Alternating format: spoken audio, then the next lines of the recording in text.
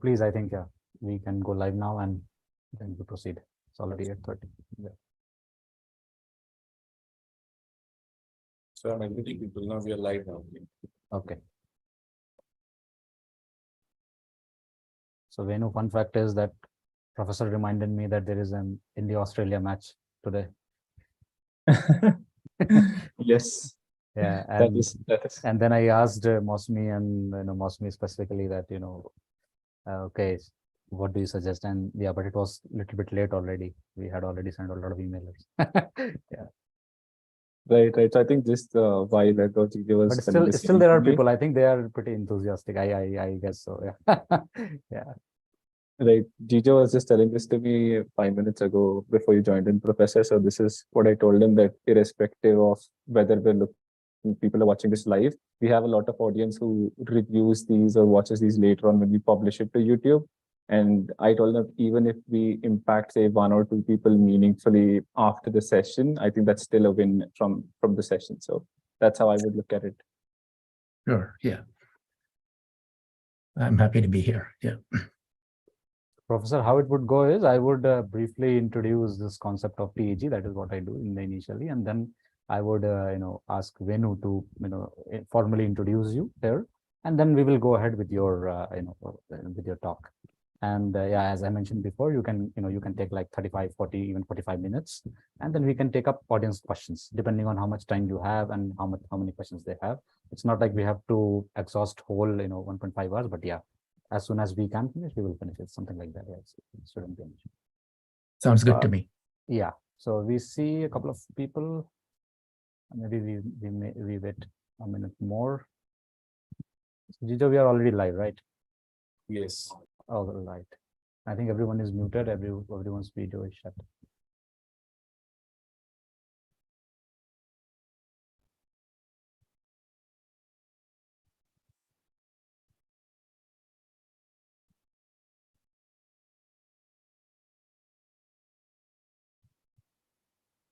Right. I think whether we can make a start. Yeah, sure. Yeah, let's start. So welcome everyone. So I'll briefly talk about this concept of the Entrepreneurship Gyan, TEG. So as I have been repeating it for previous 4 sessions, so I'll just go through it again. So how I initially thought was sometime last year. Obviously, when I moved to entrepreneurship from an academic side, although from the practice side I was there, but from when I started moving to an academic side, I thought maybe I would do some kind of podcast where it would give a lot more information to people, especially in India, about entrepreneurial research, practice, and build some kind of synergy between the practice and the academic world. And that's how we have been progressing. So we are calling veteran entrepreneurs to this particular show, but we are also calling academicians. For example, we have Professor Venkat with us on this. So yeah, I thought of it as a podcast, but then when I got this opportunity to lead startup and entrepreneurship special interest group for IIT Bombay Alumni Association, and already Praveen ji, who was taking care of this SIG, this special interest group, and I pitched him to him, and he decided that we decided that we would do it kind of a show where we would invite people like Professor Venkat, whose kind of ideas would become kind of very motivational for young entrepreneurs, but also he could bring a lot more a lot more values to this particular event. So yeah, we have been inviting a lot more practitioners because obviously given that the background of IIT Bombay, we have a lot more alumni who are entrepreneurs, but also as the concept says that we have to build kind of synergies between academic and the practice side. So obviously we would be having more academicians in the near future. Yeah, just to give a brief introduction. So I would like to invite Venu to formally introduce Professor Venkat. So please go ahead, Venu. Thank you, Vaibhav. So first of all, welcome everybody. So we have with us Professor Sankaran Venkataraman, popularly known as Professor Venkat. So he is the MasterCard Professor of Business Administration, and he's the Senior Associate Dean for Faculty and Research at University of Virginia Darden School of Business. He is one of the first of the educational field speakers that we've called, and definitely one of the world's renowned figures. So it's great to have you here with us, Professor. And I think it's a great way for us to start the TEG sessions as well with an academician. He is internationally renowned scholar with over 40,000 citations, and he's an educator in the field of entrepreneurship. He has published extensively in top journals and lectured around the world. The Academy of Management, which is the largest professional body of management educators in the world, has recognized his research by awarding him the inaugural IDEA Award for Foundational Research in Entrepreneurship. And in 2010, the Academy of Management Review cited one of his papers as the most influential in the past decade of papers. Also, aside from the academic side to his interest, he's also heavily involved in corporate planning, executive sort of strategy and guidance and development in new business ventures. He's also founded and created and developed a highly successful new business venture. He also consults Fortune 500 companies, several small companies with regards to strategy discussions, as well as developing or giving ideas to some of these startups and shaping them. He's also been a speaker for the Entrepreneurial Forum, which is a program of the International Trade Administration of the US Department of Commerce. Other sort of distinguished feathers to his hat include he's the first holder of the Brugman Distinguished Chair at Rensselaer Polytechnic Institute. He's also a Paul Beekle Term Assistant Professor of Management at the Wharton University. Aside from his sort of achievements, he's also one of the most renowned professors within Darden University. He's also been voted as the favorite among Darden students. So those are just some of the introductions. I know if I go ahead and continue with it, we might end the session just with his introductions. So without further ado, we'd like to welcome you, Professor. So Professor Venkat, it's great to have you here. The floor is all yours. And then as folks have questions, they can continue to ask it, and then we'll take it. Vaibhav and I will start taking these questions as we go through the session. Thank you, Venu. Thank you for that most generous and kind introduction. And also thank you, Vaibhav, for initiating this conversation and inviting me to speak. It's a great honor and pleasure to be here with IIT alumnus, especially IIT Bombay, coming from India.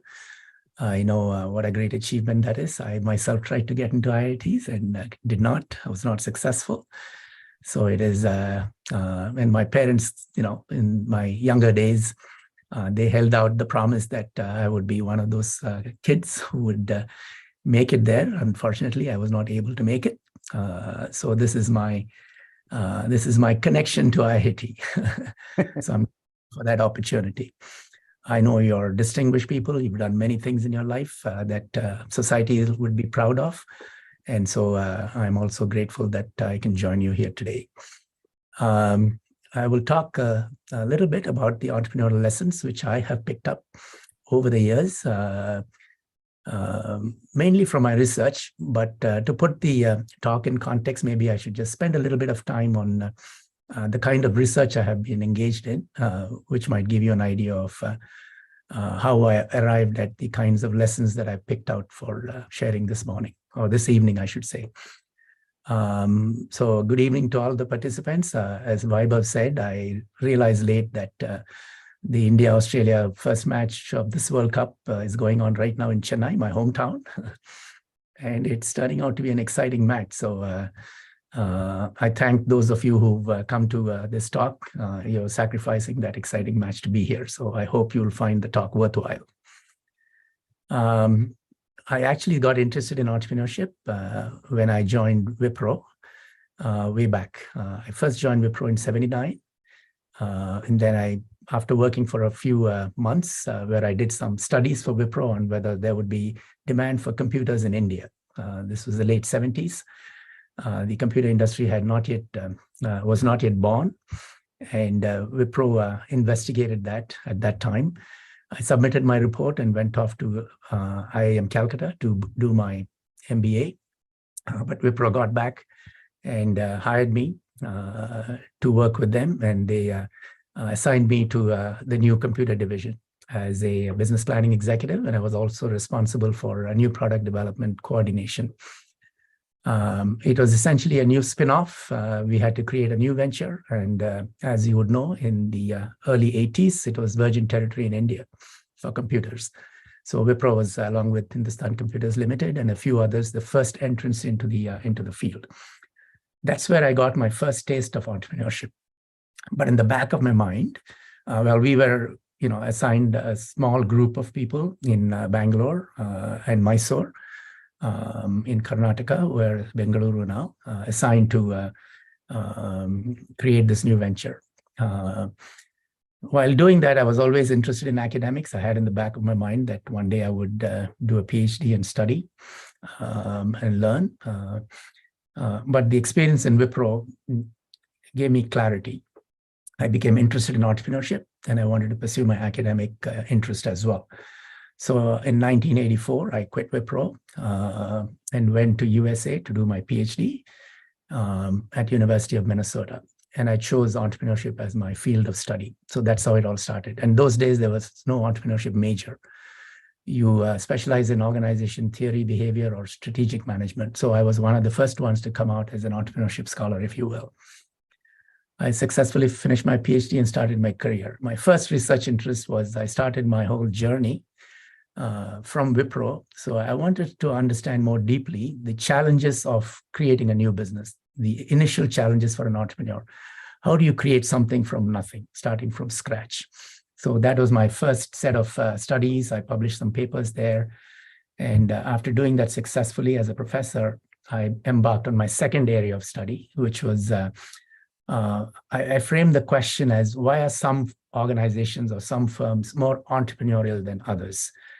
That is, they successfully bring more innovations and new business into the market. Again, coming out of my Wipro experience as well. So that was my second stream of study. And I found some relationship between the first and the second. I did that for a few years and then turned my attention to the third, linked, if you will, idea. And the question there was, why are some regions in the world more entrepreneurial than other regions? So, I was curious about Silicon Valley, Bengaluru, at least from the tech sector. Certain areas of Gujarat, certainly places like Boston, Massachusetts, and other regions of the world, which inherently seem to produce new ideas and new ventures than many other places. So that was the third question. After that, I came back to sort of the startup stage, and I met my wonderful colleague and collaborator and co-author, Saraswati. And through her, I became interested again in the question of startups. And she crystallized the question beautifully by asking, what makes some entrepreneurs entrepreneurial? And that is where I rested.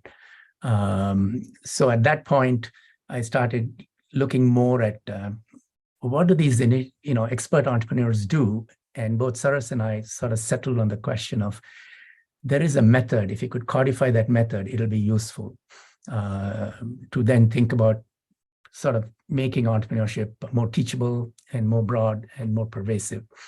So that's my latest. I'm interested in entrepreneurial methods. So I would like to take this opportunity to thank my many co-authors who have contributed to what I'm about to share with you all. I will not name them because there are too many, but let me put it this way. If you look at my CV, I have many papers, and there are many of those folks who collaborated with me. So the insights that I'm going to share with you, each of them have contributed along with me. And so this is my opportunity to thank them. I would also like to thank many executives who spent time with me in the course of my teaching and consulting on this question of what makes entrepreneurs entrepreneurial, why are some firms more entrepreneurial than others.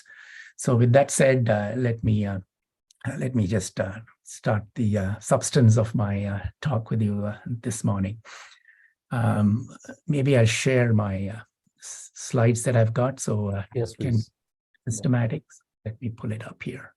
you already mentioned one of your, great co-authors and, fellow researcher in entrepreneurship, Saros. Yes, as many of you would have heard of her. Yeah. She had collaborators and co-authors. So you'll recognize many of the lessons from her infatuation idea, which I am using as part of this lecture as well. So maybe I should start with the first. Can you see my? Yes, we can see. Please continue.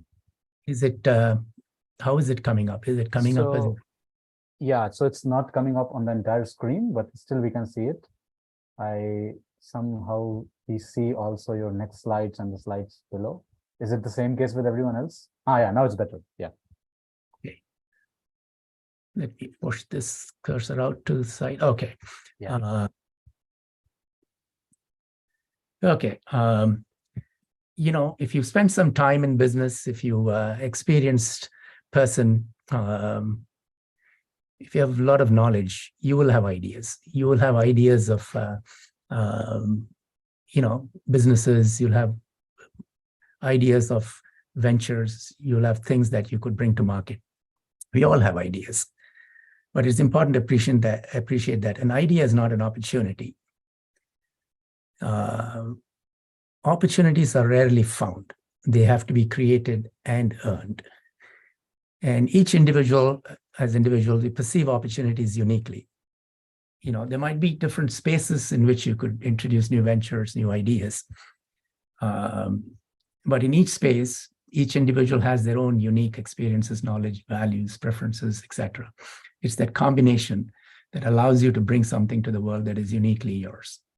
But acting on those opportunities is difficult. So if you take the area of social media or internet or any sphere, there can be hundreds of ideas, and many of those ideas actually can come to market. But most people do not end up acting on their ideas, because acting on these ideas and actually making them opportunities is a very, very difficult thing. There's a lot of inertia, but more important than inertia, there's fear of failure. And of course, there's also loss, what the behavioral psychologists call loss aversion. These site of factors, loss aversion is basically the fear of losing what you already have. That is your endowment and your wealth that you've already accumulated. You don't want to put that at risk, and there is a natural aversion to losing that. And it's one of the most predominant aversions that human beings have, which has been pretty well established by behavioral psychologists.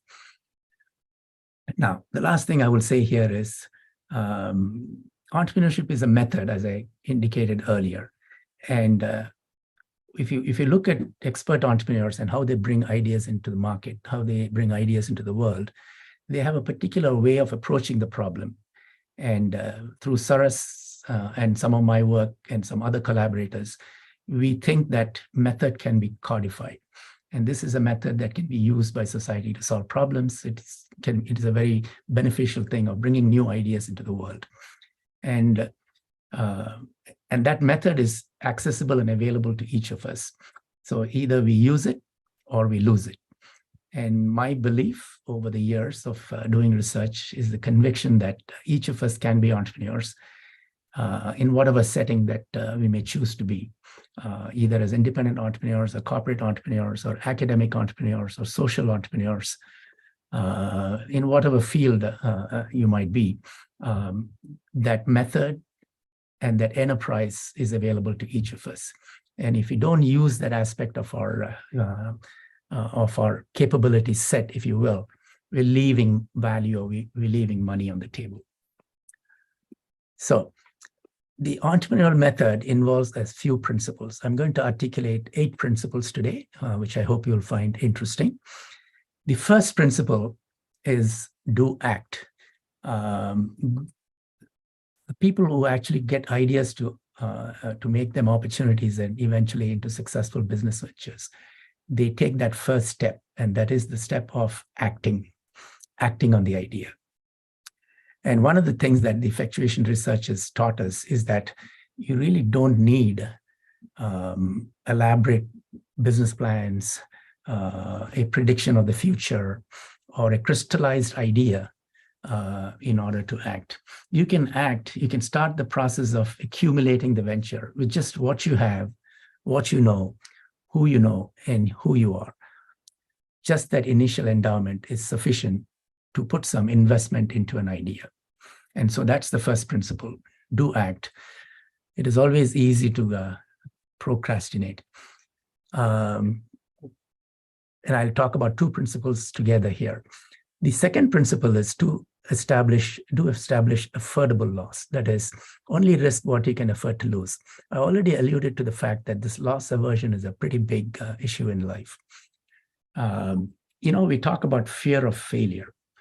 It's actually not fear of failure that holds us back, because if you think about it, throughout our lives, we have failed.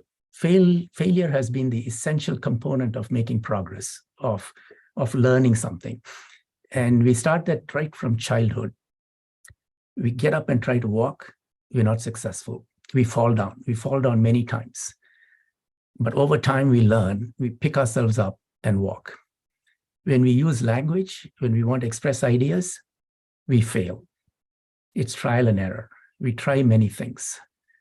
And through the process of trial and error and continuous failure, we become better and better. So as human beings, we're conditioned to failing. Think about the early days. If you're a quantitative person, you probably struggled with expression and stories and poetry and prose. If you were a poet, you probably struggled with mathematics. I myself struggled with math, made many mistakes. Failure was part of life. And we got over that. So if you think about it, it's not failure or the fear of failure that holds us back. It's actually the opposite. It's when you've succeeded and accumulated a good amount of reputation, resources, wealth, and money, you get to this condition where you are afraid to lose what you've already accumulated. That, I think, is the biggest concept that is holding a lot of people from acting. And so this overcoming loss aversion is a big part. Now, if you can establish this idea, which is very subjective, that is, if you can establish your affordability for loss, then that acts as a great motivation for taking action. It biases you towards action and reduces the bias for analysis, because the bias for analysis is really a way of not actually incurring loss. And of course, if you can establish the affordable loss principle for yourself, then if the venture doesn't succeed, you will still live to see another day. And so you'll get up and walk again. So the second important principle is establishing the affordable loss. Only risk what you can afford to lose at the initial investments in a venture. The third principle is, at the early stages, you don't have cash flow, you don't have resources. Resources are always constrained. So you should use those resources wisely. And that's the principle of do bootstrap. Bootstrapping is a very Western or American English phrase, which means picking yourself up by a bootstrap. It essentially means that using the resources that you already have at your command.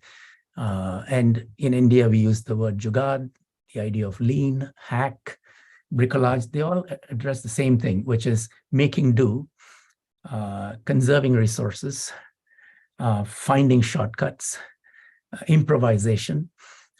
These are all ideas. And so good entrepreneurs pervasively bootstrap their ventures, especially the early stages where the uncertainty is high. And so any investment has a high probability of loss. And therefore, the cost of capital, the cost of resources would be very high. So the third principle is bootstrap. And from a methodological point of view, you can crystallize bootstrap into several steps. And I've outlined the steps here. What does bootstrap mean? You can think of it this way. It's a hierarchical principle. Do not buy new what you can buy used. Do not buy used what you can lease or rent. Do not lease or rent what you can borrow. Do not borrow what you can beg. When you beg, you incur a moral obligation. Do not beg what you can scavenge. That is, use waste and other people's waste. Do not scavenge what you can get for free. Do not take for free what someone will pay you for. Do not take payment for what someone will bid for. Create an auction. Now, this is the idea of bootstrapping. Even if you don't practice all of this, this way of thinking conserves resources. It keeps potential loss very low. and it significantly reduces cost of capital. So I would say the third principle of entrepreneurship or entrepreneurial startup, the entrepreneurial method, is do bootstrap. The fourth principle that we've learned from good entrepreneurs is they are shameless. In society, we are taught not to seek obligations. We are taught to fend for ourselves. We are taught to be self-sufficient. There's almost a stigma in many societies attached to asking for help, depending on other people for your progress or success. So there's a stigma attached to it. But good entrepreneurs are, they're not afraid to ask. They ask for anything and everything. They'll ask for advice. They'll ask for money. They'll ask for resources. They'll ask for referrals. They'll ask you to introduce them to potential customers. They'll ask for, liberal payment conditions, etc. If you do not ask, you will not get. You will be surprised at what you can get if you ask. So the fourth principle would be develop a thick skin and be shameless. Try and minimize your own resources and ask others for resources. An important principle here is what is a risk for you is actually an opportunity for someone else for an investment. There is an asymmetric condition between risk between two different entities. A risk for one is actually an opportunity for another person, because for that person, the risk is the one that they need to include in their portfolio of investments, for example. And therefore, your risk is their investment opportunity, that if you succeed, they get a significant return. Even from a customer's point of view or client's point of view, your startup venture might be an additional option for them in the future for an important idea or a product or for a secondary supply source, etc. So if you can reframe risk into its symmetric and corresponding component, investment, then it allows you to be more shameless about asking others for resources. The fifth principle is what we would call do leverage contingencies.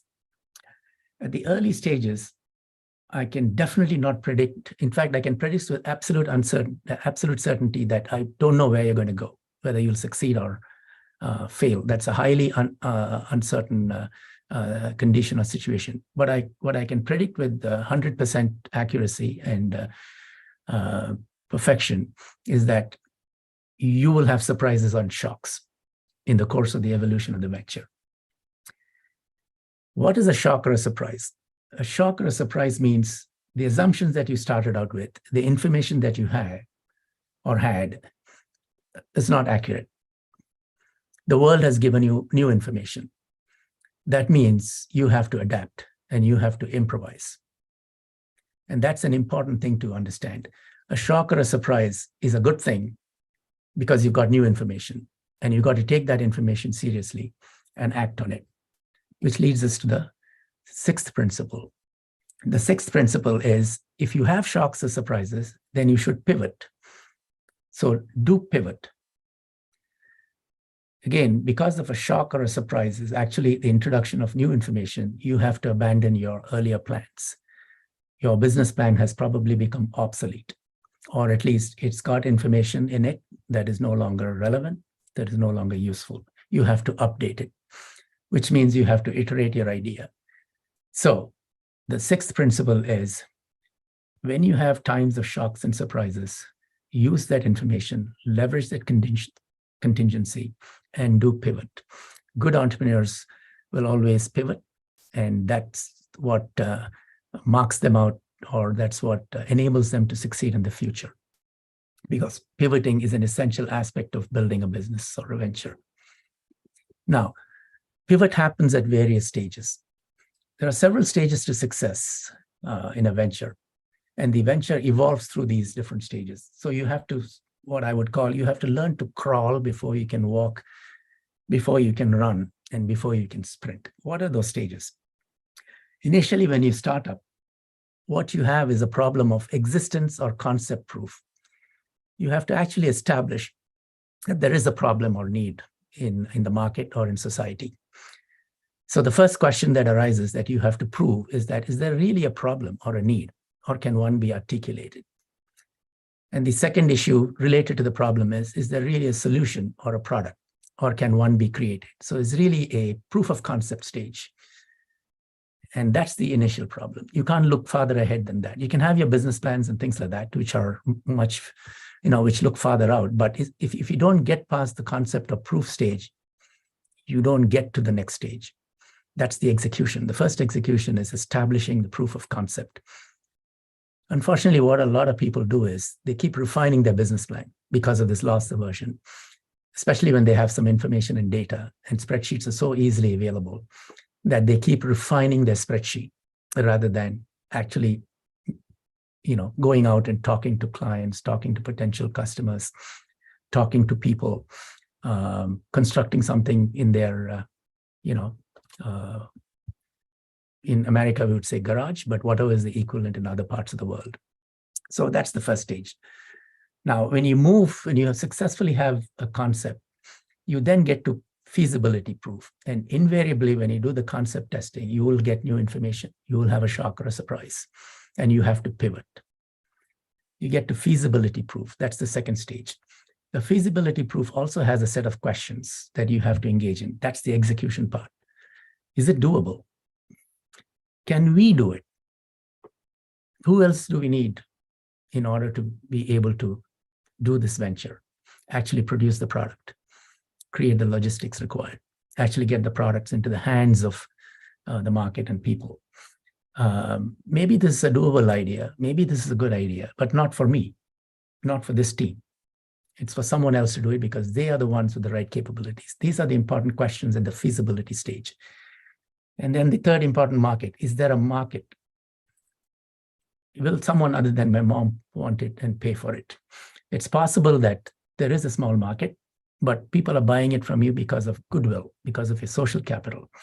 And there's not really a large enough market for it. So the second stage of a venture is feasibility proof. It's only after you get through the feasibility proof, you get to the profitability proof, which is the third stage.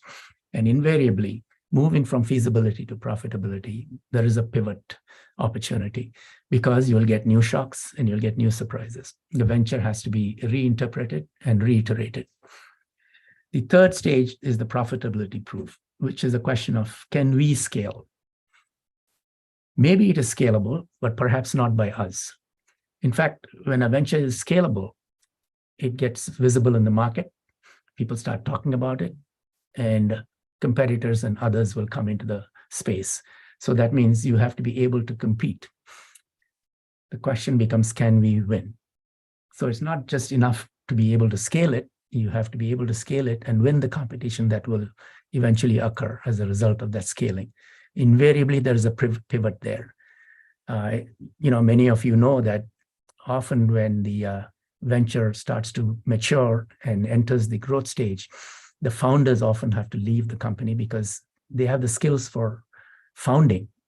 They have the skills to do the feasibility aspects, but they are not the right people to grow the venture and take it to profitability or even take it public. Invariably, there is a pivot point there, and there's a change of team, the new people come into the venture, etc. So that's the third, the profitability proof. And once you have a pivot there, you come to the final stage, which is worthiness proof. Yes, it might be making profit, but is it worth all the risk that you've taken up? Is it worth the investment you have put into it? It's the worthiness proof. Is it worth winning? Is it worth winning for us? Is it worth winning for society? Are we better off with the resources having been spent somewhere else? Maybe we should have done some other business or worked for another company. And same thing for society. Is this the best way for society to have used its resources? It's the worthiness proof. Now, the thing is, when we write up our business plans, we invariably anticipate and write up the business plan for profitability proof and worthiness proof. That's putting the cart in front of the horse. Profitability and worthiness is really interesting only after the feasibility proof. So what good entrepreneurs do is they show a capability to stay in the moment, take action, try new things, get the proof of concept, create the minimum viable product, get the early customers, iterate along the process, then worry about profitability and worthiness proof. If you pay too much attention to profitability and worthiness at the early stages, there will be a tendency to keep refining your Excel spreadsheets and build scenarios as opposed to making progress through execution.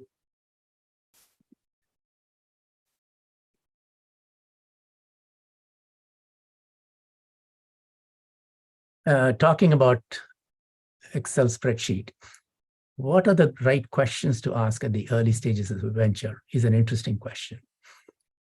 I would offer to you the following set of questions, which are sufficient in the early stages. No need to worry about profitability. No need to worry about return on investment. No need to worry about payback period. No need to worry about strategy and competition. When you want to first take an action, these questions are sufficient. Is this a good first idea for a new entrepreneur? I'm assuming, I'm talking to new entrepreneurs here. Have you identified a good starting or entry point? Does it lend itself to bootstrapping or a lean startup? Is there a minimum viable product that strikes a good balance between affordable loss and minimum required scale? Does it leverage your core skills and competencies? Does it have room for a partner or a team? We know from research that, at least in the Western concept, especially the American context, that ventures started by individuals have a much higher probability of failure than ventures started by complementary teams. Would it lead to new corridors of opportunities? That is pivoting possible? Would it enable pivoting in the future? And finally, does it allow you to make mistakes and still survive? Will failure prove fatal? Let me pause here. How am I doing for time? I hope I'm still okay. Yeah. Yes, it's all right. It's all right, Professor. Please continue. You have sufficient time. Great. Next, we come to the seventh principle. Talking of teams, what you'll find is even if you start your idea on your own, along the way, you'll have surprises and shocks. New people will be interested.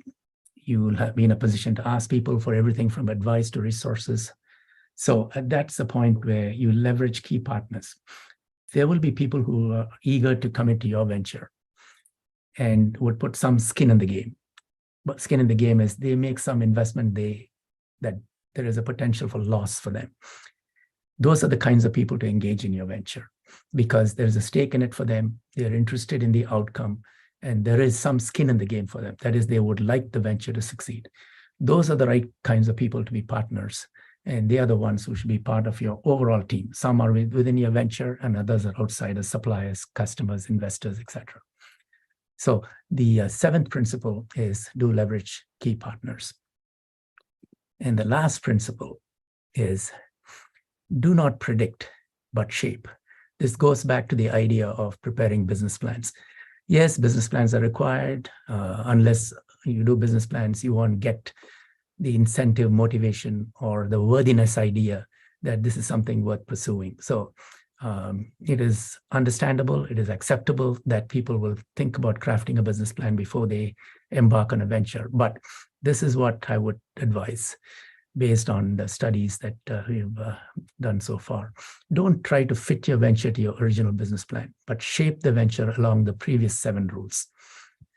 The later stage venture is always very different from the original idea.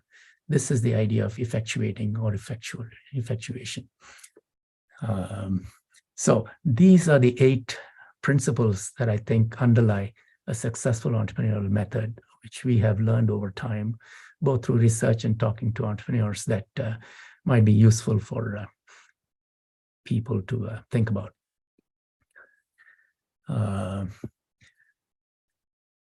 I also mentioned, so this is the first question, a combination of what happens at startup, what is the kind of methodology that we can codify at startup. And I would call it the effectuation method, which was originally pioneered by Professor Saraswati. The second question I embarked on was this question of what makes some organizations or firms more entrepreneurial than others. So let me spend a few minutes on that particular question. So what makes some organizations more entrepreneurial than others?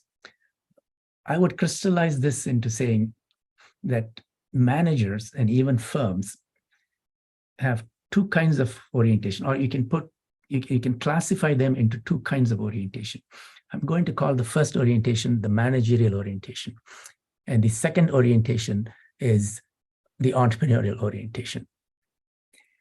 Now, the companies or organizations which tend to be more entrepreneurial than others have an inherent or intrinsic, or they have learned to become comfortable with the entrepreneurial orientation. Whereas the firms that tend to be more bureaucratic or less risk-taking or less innovative or a little bit conservative, if I could use that word, tend to exhibit a dominant managerial orientation. Both orientations are important. In fact, we've learned over time that the managerial orientation is supremely important for running an efficient and effective organization. In fact, the last 100 years, before the turn of this century, was the age of managerial capability to organize and scale large-scale organization. And so that orientation is fundamental to growth and success. But it also has a particular viewpoint or a particular mindset and a way of thinking about problems that gets in the way of creating new things. To create new things, you have to have this entrepreneurial orientation. So again, I've got about 10 ideas here where the contrast between the managerial orientation and the entrepreneurial orientation can be brought forward. In the managerial orientation, the primary focus is on resources currently controlled, whereas in entrepreneurial orientation, the focus is on external opportunity. In the managerial orientation, there is a project mindset. Put all your eggs in one basket and take care of the basket very well. Whereas in the entrepreneurial orientation, there is more of a portfolio mindset. If you want to succeed, then you have to let 100 flowers bloom. But those one or two home runs, or one of those two great flowers, will make up the investments and losses and the risks in the other 90 or so ventures that did not succeed. So you manage a portfolio in order to succeed, whereas in the managerial orientation, you manage a project to success. In the managerial orientation, you want to avoid failure at any cost. Whereas in the entrepreneurial orientation, you appreciate that success requires failed trials. That is, success is a result of trial and error. In the managerial orientation, you want to win at any cost because the whole idea is to win in a competitive market. Whereas in the entrepreneurial orientation, failure comes with the territory. So you have to fail fast, you have to fail often, but you have to fail smart.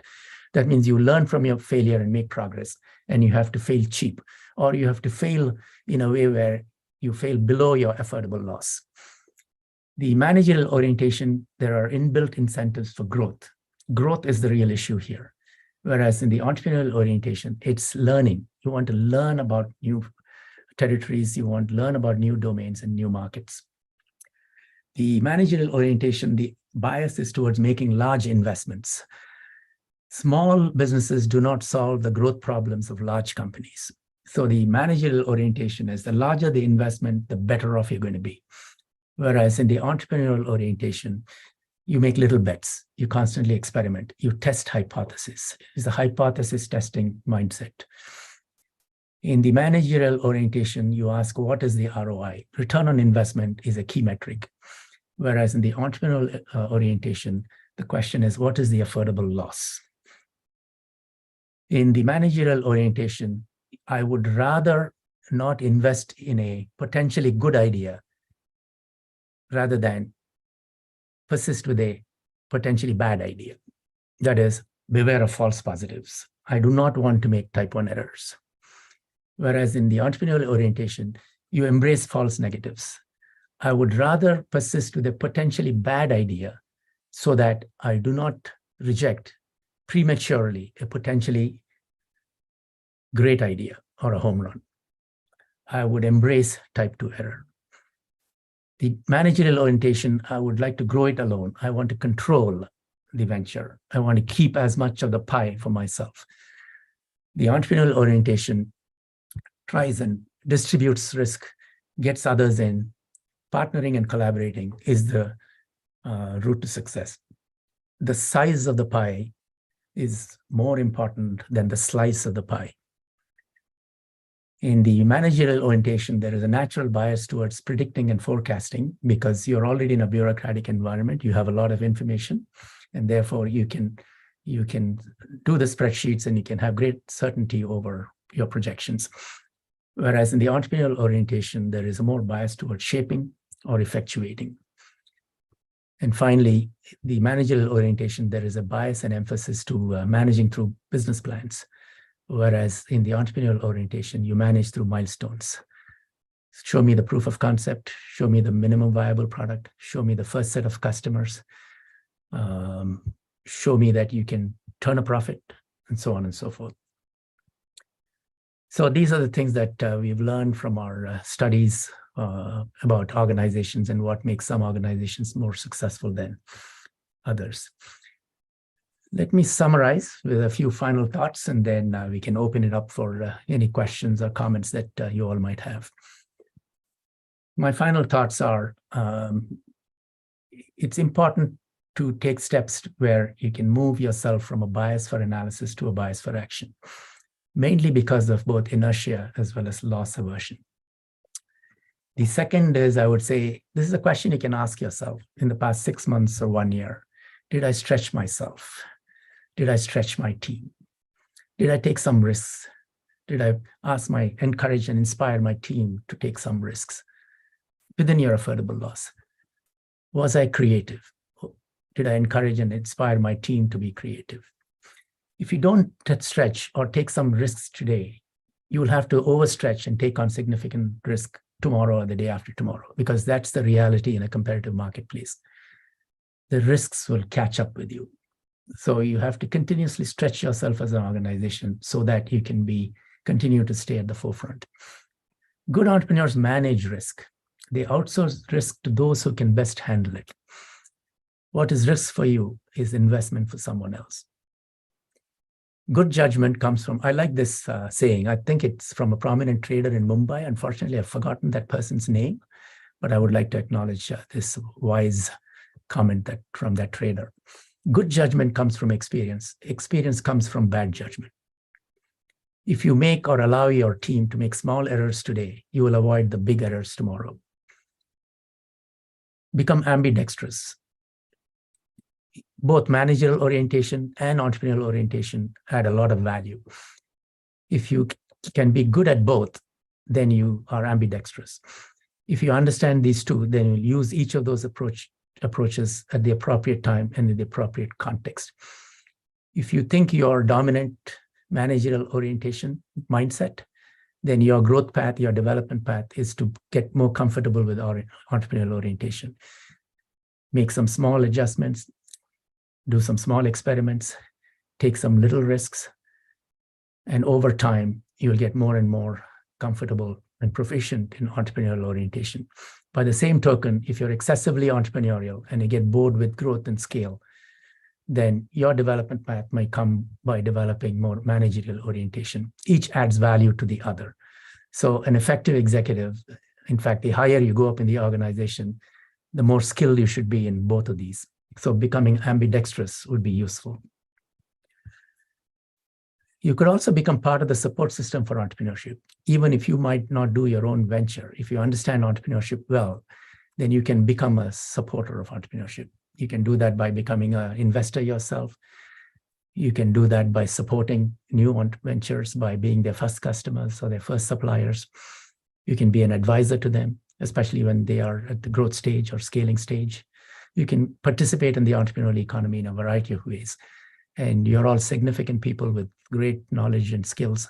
So I'd encourage you to think about being a support system for entrepreneurship. And my last thought I would like to leave with you is this idea that the enterprise gene is in all of us. If you think about it, we're all products of evolution. We didn't get here by accident. We got here by surviving. We've survived all kinds of challenges, hostility, and things that have been put in our way on this earth, where to be here, we've overcome all of those things, which means inherently we have a DNA for survival and enterprise, which means that the gene is in us. Unfortunately, because of the secure world in which we live, that gene is dormant, which means it has to be triggered. And by not using that gene, we leave value on the table. Let me give you a simple illustration. Let's say many of your parents, I'm sure, let's say you have a gifted child, and think about what you would do for that child. You will move heaven and earth to make sure that the child achieves or realizes their full potential. You will act in all kinds of creative and enterprising ways in order to help the child develop their gift. By the same token, God forbid, your child has a great disease or life-threatening issue. You would move heaven and earth to make sure that the child is going to survive, recover, and flourish. All your enterprise instincts will come to the fore. You will behave like an entrepreneur. Your entrepreneurship gene will be triggered. So my final thought for you all is, if you care deeply about something, you will behave entrepreneurially. So let me stop there. I hope it's given you some food for thought, and then open up my session for any comments, observations. If this resonated with you, please do share that with me. Yes, Professor, I think all of them are already, quite, they found it quite interesting. So I would request Venu, maybe, you could start with the questions from the audience. Sure, Vaibhav. I think we've got a lot of questions while Yeah. you were going through the slides, Yeah. Professor. Probably we'll just start by picking one of the earlier questions that we'd gotten. So first question was, during the sessions, like one of the questions was the pivot slide. Was it sort of like a milestone check, or is it something that you start off with? Are these the questions that people should have? I know the slide says do it, but are these considerations people should have while they start doing it, or is it something that you do midway through it? I think it's an iterative process. There are some people who naturally have a bias for action. Those people will probably start doing stuff. It might be good for those kinds of action-oriented people to step back and reflect a little more. So their pivots would be the reflective moments. What could that be? One could be that they have a new team member, or they seek a new team member, and that team member tends to be a little more analytical. Similarly, the person who has a bias for analysis would benefit from having pivot points or pivot moments. It forces them to act. And that can be a new team member, or it can be some kind of an event that forces them to put a stop to analysis and take an action. I don't know if that helps, but it's subjective in the sense that you want to do the opposite of your precondition. So that's how I want pivot. Yeah. That's an interesting take, Professor Venkat, because I think when you look at it, like I think this adds to the adage, right? Like one size fits all doesn't work in life, and this definitely makes sense, because if somebody's sitting on an idea, a lot of people tend to get fantastic ideas, and they don't do anything about it. Personally, back in 2007, I got this idea of a cab aggregator, and then a few years later, I see Ola and Uber happening. So I'm sure people in general have a tendency to do similar things, like they get fantastic ideas. But just how do you understand, and this has been one of the questions, how do you understand that there's a market for such ideas? Like, is this going to be viable? How do you get some of those foresights? Because a lot of people, when they start off with the entrepreneurial journey, they might not know a lot of it. And there are few people that they know whom to reach out to with regards to advice. Although that tendency is slowly changing with a lot of advisors and mentors, but still that's something that, how is this idea going to pan out is a key question that people have. So any advice on that?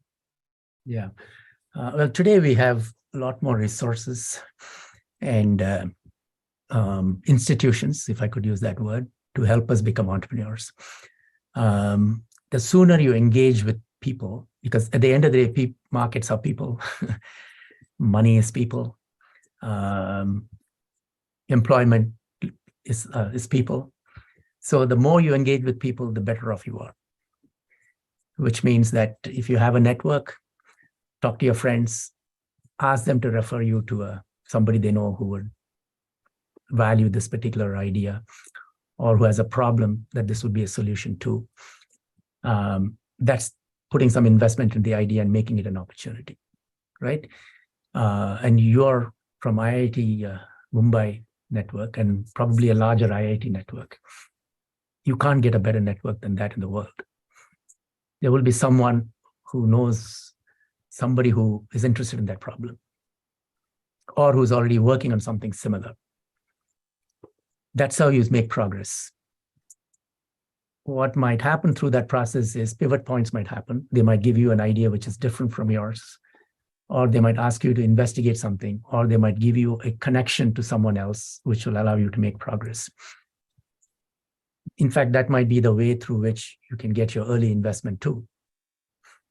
Because the client has a problem, it's a potential customer. They need to solve the problem. They cannot do it on their own. Here is somebody who's offering something that might be a solution.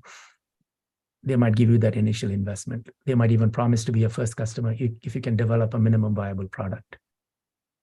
But now the minimum viable product has a context. It has a purpose. It has a use. You'd rather develop the product for that use than something abstract in your spreadsheet. Saying this is the market, these are the needs that they have, and therefore, this will be the theoretical model of my product. This is a far better way of approaching it. So the other institutions are accelerators, incubators, and things of that nature. A lot of universities have them. IIT itself has it, I'm sure. So if you're genuinely interested, don't have to give up your day job. You can still, set up some kind of a shop, so to speak, in one of those incubators and start the process. What happens is when you get to an incubator, you're already in an entrepreneurial network. You start to meet people who are relevant to your problem, relevant to your ideas and things of that nature. You're sort of self-selecting a universe which will allow you to make progress. I hope that is helpful. Professor, that is interesting. In fact, because you were mentioning about IIT Bombay network and the larger IIT network, which we call in India as Pan IIT. In fact, there is a body in US as well, Pan IIT US network as well, which is working. And by the way, we are just going to have this this event very soon in Bengaluru. The name of that event is also Pivot, by the way, and that is the same basically. That is Pan IIT World of Technology, and there are a lot of entrepreneurs will be coming together and building the same kind of network what you were just mentioning. I just took this opportunity to kind of focus on that as well. That is pretty much into the picture. But then the idea is that people know it, people access it, people utilize it, and understand that how these networks could help them possibly. That is something moving in that direction. Clever title. So that is a title by the way, Pivot. Yeah. Okay, so the next question is from GS Rao, rather a comment, but I would like to elaborate briefly on that because I have been following your research, so I'm aware that that is something you can focus on. So the comment is that your opening ball idea is not an opportunity, got me out with a hit wicket. I thought the idea is what triggers the entrepreneur journey. So we had, for example, very recently we had Kamal Rikiji. He's a veteran entrepreneur from IIT Bombay, and he was the one who established Kamal Rikiji Institute of Information Technology at IIT Bombay. And he also mentioned the same, that idea is nothing basically. How you implement is the key thing. So maybe you would also like to elaborate from your research perspective that what is the key difference between idea implementation and how does that that ecosystem or role plays there? Well, if you think you have to have an idea to become an entrepreneur, then you've already lost the game. Okay. All right. An entrepreneur. Because very few ventures are independent entrepreneurs. Almost all of them have teams, which means you don't have to have an idea to be an entrepreneur. You've got to be in the middle of other people who have ideas. That's one. Second, you don't have to be an independent person to be an entrepreneur. You can be an entrepreneur within the large company. Companies have ideas. There might be all kinds of things within the company, within the organization, which might be a spark for an entrepreneur. In fact, that's the best way to become an entrepreneur. Do it on OPM, we call it, other people's money. There's nothing wrong with that. Learn to become an entrepreneur on other people's money. That is, join somebody else's venture. And you don't even have to do it full time. Be an advisor, help them in the evenings, do some work for them. You might be able to offer all kinds of value to them, but participate in the process and learn through that process. And maybe one day you'll be ready to have your own idea and become an entrepreneur through your idea. Make your mistakes in the large company. Take some risks. What is loss aversion? The loss aversion in large company is, oh, I lose my name. I lose my title. I lose my reputation. I lose my brand. There will be you'll go down the ladder before you can go up again, right? Those are the losses in a large company. That's the loss aversion. I've already reached this stage. I've already created so much brand equity for myself. What will people think? I'm not going to try this, right? So what is entrepreneurial action in a large company? Take an idea from somewhere, somebody else's idea. Maybe they're not doing it. You put some investment into it. That's what I mean by an idea is not an opportunity. An opportunity is actual investment, actual risk, a stake that is added to that idea, where there's a potential for gain, but there's also a potential for loss. Because when you have an idea, the only loss you have is your brain will keep mulling it over and it'll not pay attention to something else that you could have devoted attention to, right? That's, for most of us, that is costless. And okay, so just a follow-up question from my end. So how is it different for a researcher as compared to an entrepreneur, let's say? So researchers do also have ideas. So do you think it's pretty similar for researchers when it comes as compared to entrepreneurs, or for researchers maybe ideas are a lot more relevant as compared to entrepreneurs? No, I think it's absolutely the same thing. We are in the marketplace of ideas. It's a competitive marketplace. We have a lot of ideas and it's in our head. But the person who actually puts it down in a public forum that is shareable and then gets citations for it, and then on top of that is able to get grants, those are the real entrepreneurs. If successful professors are those who attract a lot of doctoral students. Uh-huh. They are the ones who attract other professors to come and work with them. They are the ones who attract the NSF funding, National Science Foundation funding, National Institute of Health funding. They are the ones who are able to, go to conferences, put their ideas forward, jostle, and get their ideas into journals so that it goes into public space. They are the ones who companies come searching for, saying, hey, I want to take and commercialize your idea. Here's your equity. Right? So academic entrepreneurship is same as regular entrepreneurship. It's just a different context. Same thing in policy entrepreneurship, right? You could be policy entrepreneur. How do you get new laws and regulations introduced? That's a competitive market. You can behave entrepreneurially in those kinds of markets as well. I think entrepreneurship is just starting a new business and making it successful. Entrepreneurship is a method, it's a mindset, and it's a way of creating value in the world. And that has a lot of, and we have it in us already. It's a gene, I'm convinced. Yeah. And so the question is, how do we take what is latent to us and then bring it out? Yeah, fantastic. So, Venu, please continue. Yeah. Right, Professor. I think just some of these points, when you put them into a formulaic approach, they definitely force us to think in a certain structured manner, which I think a lot of people generally tend to lack, especially when you start to begin an entrepreneurial journey. So I think that formulaic approach, and we have a comment from Mr. Jayesh Desai, who's put it.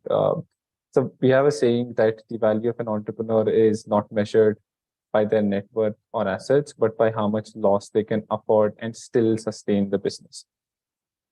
So he says that I thought that pivot had more to do with a point of some failure and using that fail fast idea to shape the business.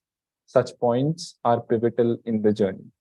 So that I believe, I think resonates with a lot of people as well, just highlighting that risk appetite that people can take, and knowing that risk appetite at the start helps people to know what they can afford to lose at the start and ensure that people set in boundaries than enter too deep in the water and realize, oh no, probably I'm failing. So I think those structured approach is definitely something that a lot of people will sort of appreciate at this stage. We have a question by Mr. Pawan, who's excited to that as well, Venu, that I'd like to mention. Yes, Yes, or realizing your affordable loss might be a source of pivot, might be a point for pivot, that, or the impending failure might motivate that. But the other side of it is success can also be a pivot point. For example, and failure may have nothing to do with it. I'll take two great examples, both Apple and Microsoft, where their pivotal moments had nothing to do with failure, but a new opportunity coming up. In the case of Apple, the pivotal point was when Steve Jobs demanded to be given a demonstration in Xerox PARC. And Xerox PARC in the Silicon Valley area already had a personal computer, it had a mouse, it has a graphical user interface, it has a laser printer, and it had local area networking. All that was right there in front of him. And a lady engineer was forced to give him a demonstration. At that time, Apple's idea was still very rudimentary and basic. It had a keyboard and a screen and some coding.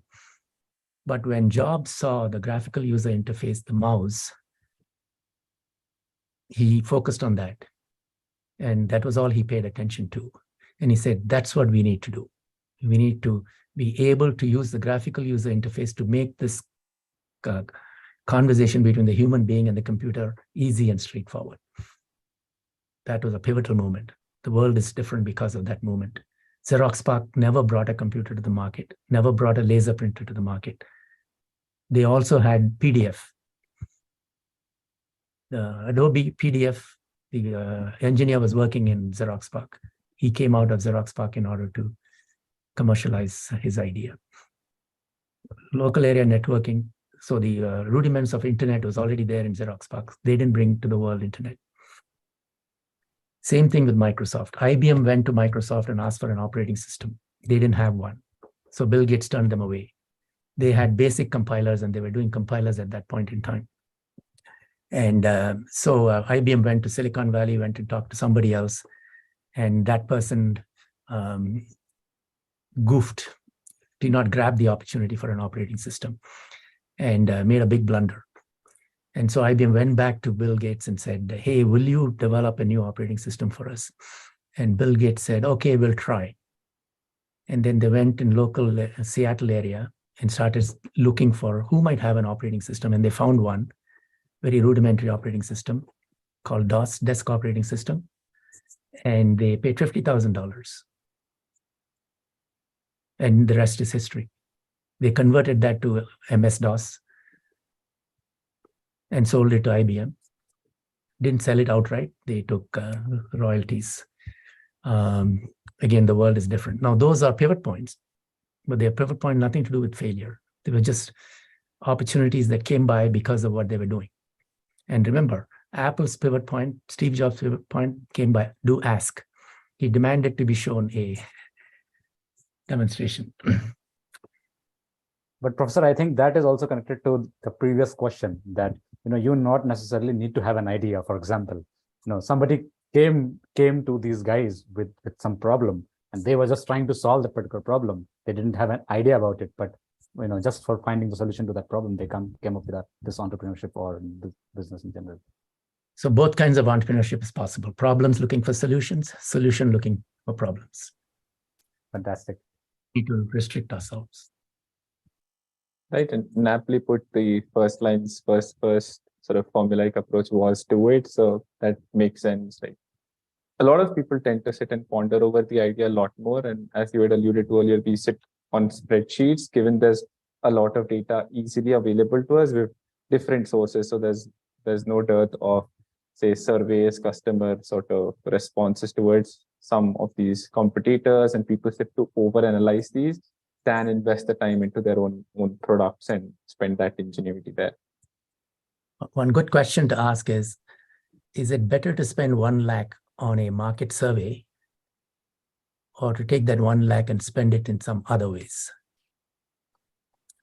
towards a more rudimentary product, which I can then take and go and show it to people and ask them,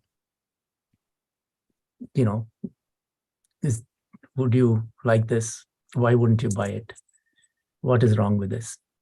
What is your problem? Why is it not satisfying your problem? Because there's something tangible and concrete. So I think the question to be asked is, what is the most value that you can get out of that 1 lakh rupees? In fact, if you can get that 1 lakh from somebody who actually has the problem, then you're a real entrepreneur. And that skill comes when you've done 2 or 3 ventures. I will give you a very simple idea. I had a student way back in my Wharton days.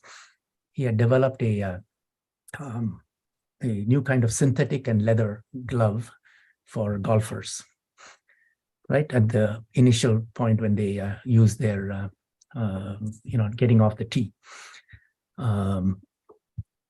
So he wanted to get into the market. He already had the prototype and product, and he's working very well. So what he did, this was way back, so it happens now more commonly, but in those days it was a lot more rare. In fact, quite rare. So he developed the glove and he sponsored a hole-in-one contest for a professional golf tournament.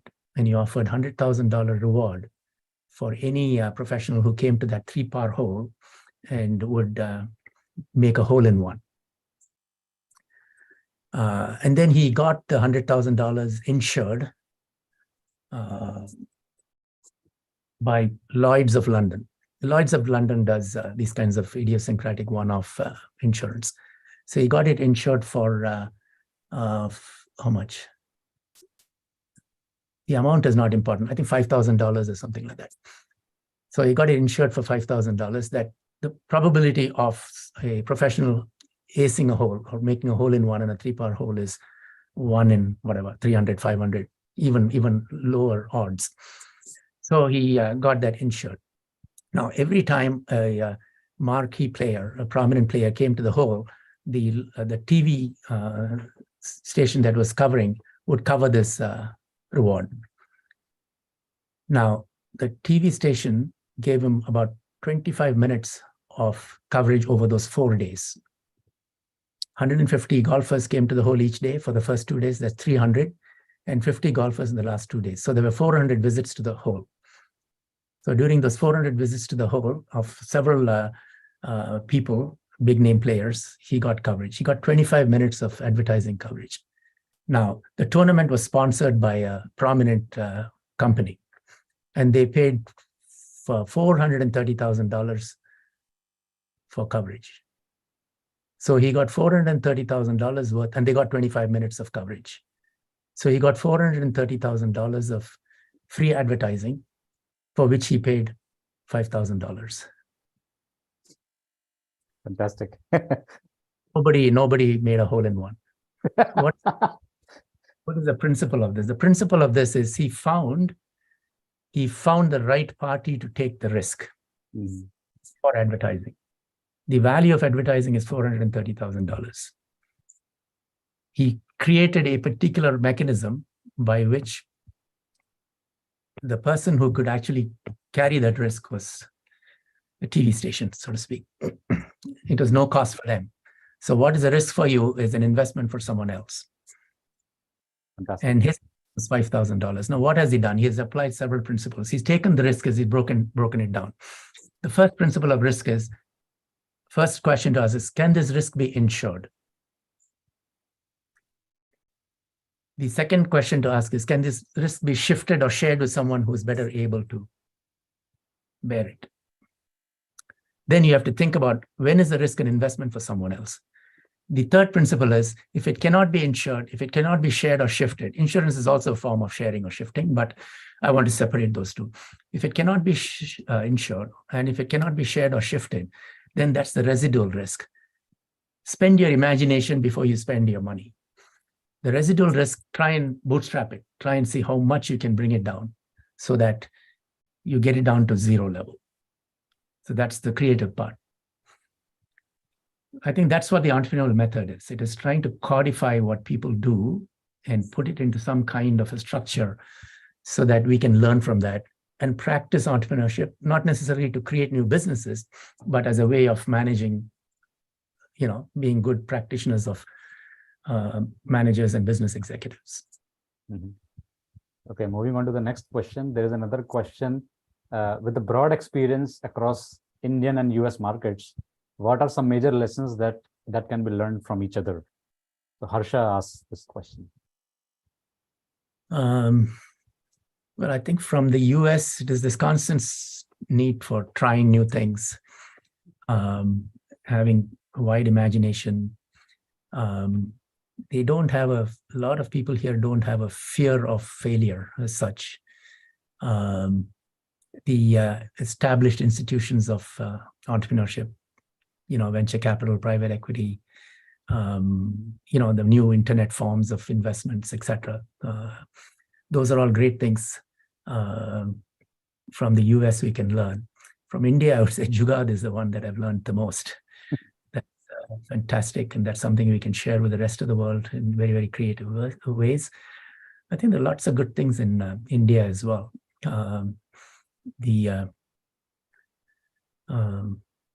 Places like Pune and Bengaluru and others have become so entrepreneurial. And that's, I think, there's also a lot of traffic between India and USA. That's another positive thing that has happened. The other thing that is happening in USA is this idea of entrepreneurship is being taken to school level. Uh-huh. Schools are beginning to teach principles of entrepreneurship. Mm-hmm. Mm-hmm. I don't think India, we are still doing that. We are starting with Professor. In fact, the inaugural session of this Entrepreneurship Gyan was taken by the first mission director of Atal Innovation Mission. And they are starting to create tinkering labs and sort of those kind of things, both in the undergrad programs around within India, but also taking to schools and other institutions. Yeah, middle school. Yeah, middle school. Yeah. So they're taking it to high schools and stuff like that. Maybe it will take a little bit more time to go to junior school. That's the big promise in the future. Yeah, because we've done a lot of things. We've learned from each other. The big promise, taking this idea of entrepreneurship, in particular the entrepreneurial method. Why do we teach mathematics to even kindergartners? We don't teach mathematics to human beings because they're all going to become mathematicians. Why do we teach the scientific method, this idea of hypothesis and testing hypotheses to everybody? We don't do that because they're all going to become scientists. We teach it because that's a part of being a human being. I think the entrepreneurial method is also part of being a human being, because the entrepreneurial method tells you how to investigate in unknown spaces and make that a concrete reality. So if you think of it that way, then this is something that can be taught to everyone. Yeah. And I think this professor on that as well, like the previous session we had Dr. Preet coming from one district, one product initiative scheme from the government of India. And then this was a similar question that I'd asked him, saying if we could sort of nudge people at the grassroots level, be it in say rural areas or tier 3, tier 2 cities of the country, that would sort of create a cascading effect. Now, what he had mentioned was we are still sort of a work in progress, because via sort of their initiative, they start looking at the untapped markets. But again, that sort of a change is something that will come in the years to come. So I think I would keep a very positive outlook, as most people would sort of want to, get into this venture across different areas, start with new products. So that's something that maybe something we could look at in the future. I think, Venu, there are other questions as well. For example, I see one question from Shantanu Roy. Shantanu, yeah, we should take that. Yeah, so, please. Professor Shantanu is asking, there's been a lot of talk about MVP. What are your perspectives on it? I will confess I'm not an expert on MVP, so I shouldn't stray far beyond my area of expertise. In certain contexts, I think minimum viable product is a good one. And there's a popular saying that don't let perfection get in the way of progress. I think when perfection, let me put it this way, MVPs are very useful in contexts where you don't know the problem or the solution clearly. When the problem is well known, right, MVP may be less valuable. Or when the solution is well known, MVP might not be very valuable. But in those middle spaces where you have a you don't have clear understanding of the problem, where you have to define it well, where you don't have a clear understanding of the solution and you have to define it well. Those kinds of places, MVP would be very useful. I actually have a slide which might help in this regard. Let me see if I can open that slide. Just give me a moment. Yeah.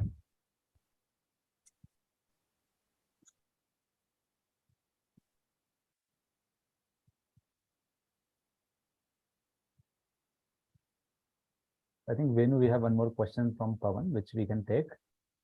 And yeah, almost, because we're ending as well. Right. And I think it's quite an important question here, Professor. It's asking us how important is access to capital, and Indian entrepreneurs face a lot of headwind right at the start because of this. So what can they sort of do in that angle? Excellent. Yeah, sure. Please go ahead. Then you can do here. Use slideshow. Can you see my slide? Yeah, we can. Okay, I've got two dimensions: resources on one, opportunities on the other. So for the resource, pursue opportunities with good awareness of resources required, pursue opportunities without good awareness of resource required. My earlier statement about problems and solution. On the opportunities dimension, pursue opportunities in domains familiar to the entrepreneur, pursue opportunities in domains unfamiliar to the entrepreneur. When you know what resources are required and is in a familiar domain, it's like puzzle solving, right? You know all the pieces, you just have to bring it into the right places. If you don't have good awareness of resources, but you know this, it's a domain that is familiar to you. So this is like mystery solving. You know who done it, you know who the murderer is, you just have to solve the mystery. You pursue opportunities that are unfamiliar to the entrepreneur, but you have good awarenesses of resources required. This is like effectuating. Be open-ended about final outcomes, but start with resources currently controlled. Do an MVP here. You have your resources, you know what resources you have, craft an MVP here, and then take it out to people and say, what do you think? And the last one is serendipity. Somebody may come to you with an MVP, and maybe you are the one who's going to give the solution. Or somebody may come to you with a problem, and you create something for that. It falls in your lap. This is the example of Bill Gates with the operating system, right? So this is an example of that. Okay, we can get out of here.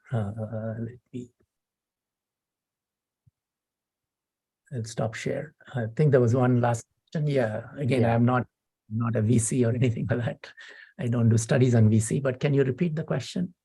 Sure, Professor. So the question Pawan is asking is, how important is access to capital?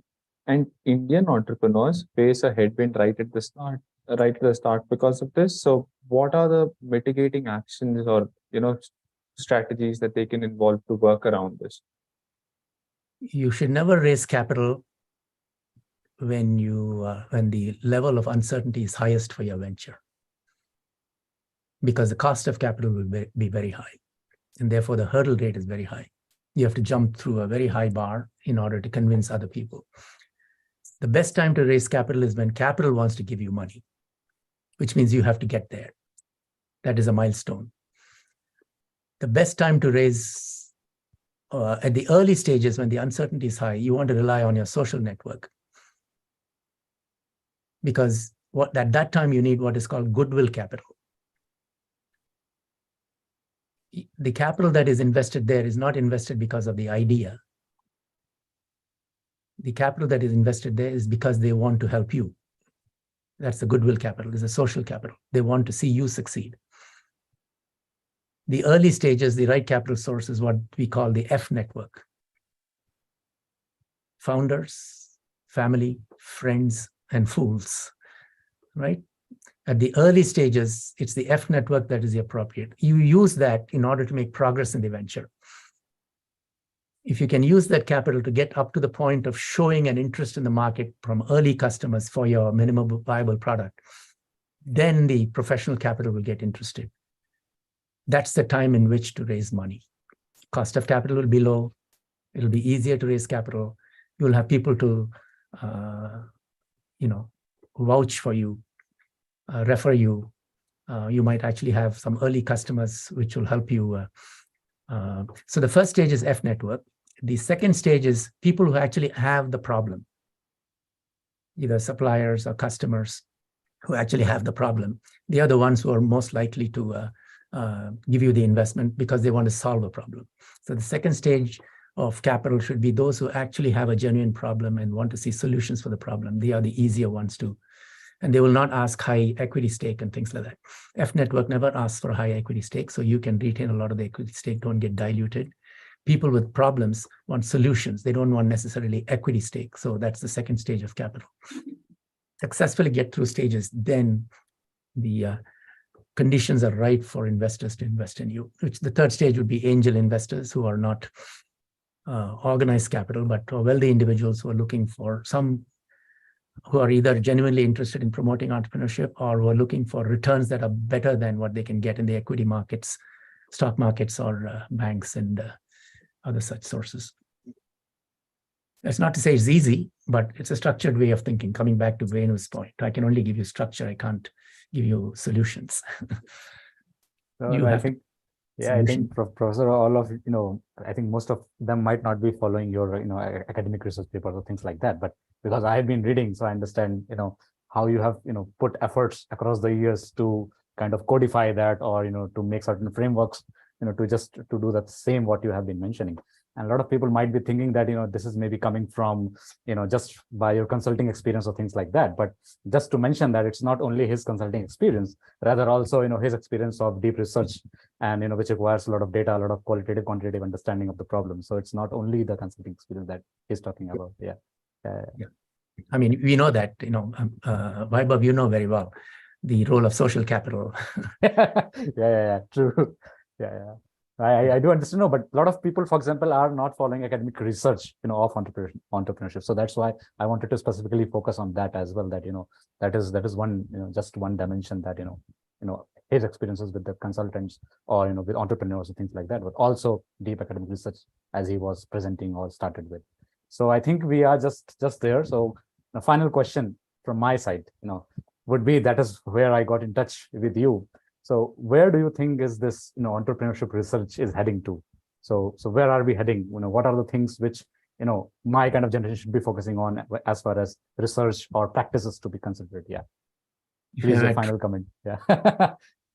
True to my preaching, Vaibhav, I'd say, do not predict, do not forecast. All right, perfect. Yeah. What I am personally interested in codifying entrepreneurial method in a way that can be used in a structured way by the. I know that is not a satisfactory answer to you, but the answer there is I'm predicting that the entrepreneurial method would be a big part of. Yeah. Yeah. In fact, I have been trying also to understand why, for example, certain ventures fail and others do succeed well. So it has a lot to do with what you have been mentioning.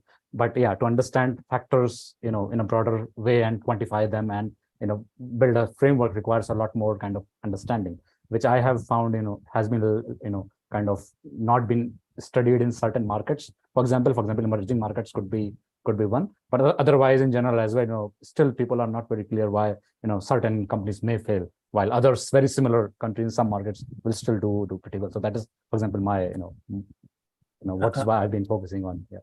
Method of codifying cannot guarantee success. All it can, if you can minimize loss, that is equally valuable. Yeah. Even if you cannot guarantee success. So I think there are two parts to it. So yeah. So Venu, I think you can finish this is to say, if you gave me a large group of IIT Mumbai, Pan IIT talent, gave each person 6 or 7 trials, I can guarantee success. But if you gave each person only 1 trial, I cannot guarantee anything. Oh, excellent. I think, yeah. Talent will have multiple trials. They will eventually succeed because they will learn. And it is also a stochastic game. So when you combine the two, you will get success. I think that to end on. Right? Yeah. So Venu, I think maybe you could just give your final comments, and then I will say my final vote of thanks. Yeah. Sure, Vaibhav. I think just sort of towards the end of the session, I think through the session, we've learned a lot. Professor Venkat, I know a lot of people here are sort of aspiring entrepreneurs, if not already in the field. They at some point of their time in their life want to do something entrepreneurial.